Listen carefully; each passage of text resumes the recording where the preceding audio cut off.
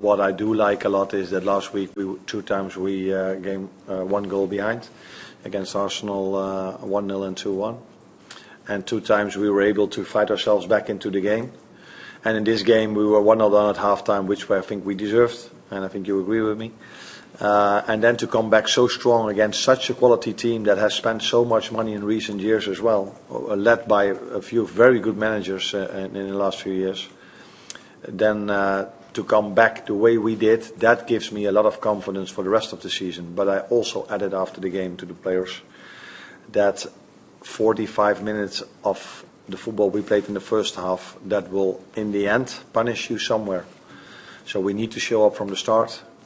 The crowd was incredible the second half. Our fans were incredible the second half. Our players, but our fans as well. It was the loudest crowd since I've been here. So let's go now for Tuesday, where I think we need them again, to make sure we play like this from the start, and the fans can help us from the start, because that definitely has influence on our players and in the end on our results.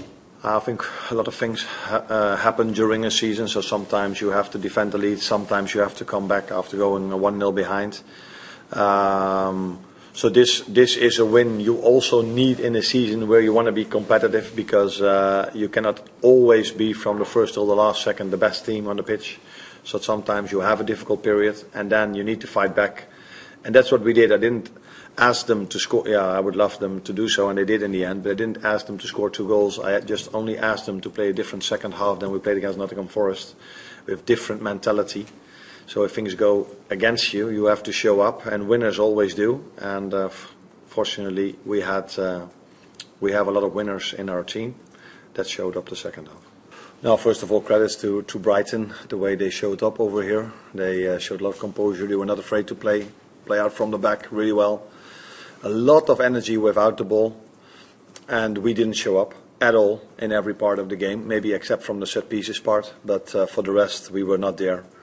And if you face a very good team like Brighton, it's not enough to run once, twice or 3 times. You have to keep on running. So we changed a bit of tactics, but that had nothing to do in ball possession, had nothing to do with us coming out stronger the second half. It all had to do that the players showed a different attitude and a different intensity.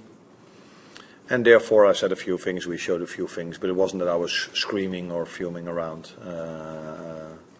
It's just making sure that players understand that this was not enough. And I think they felt it themselves as well. For me, start of the second half, we were dominant, we were creating our chances, so that's why I didn't really felt the need to change something.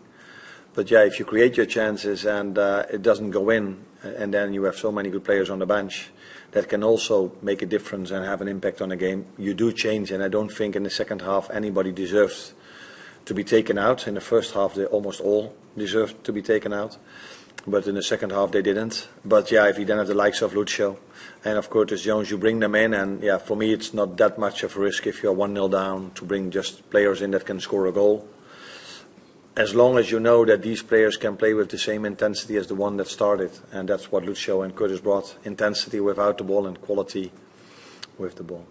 What's up, guys? I'm back here with another video. Please like, subscribe and share. Thank you.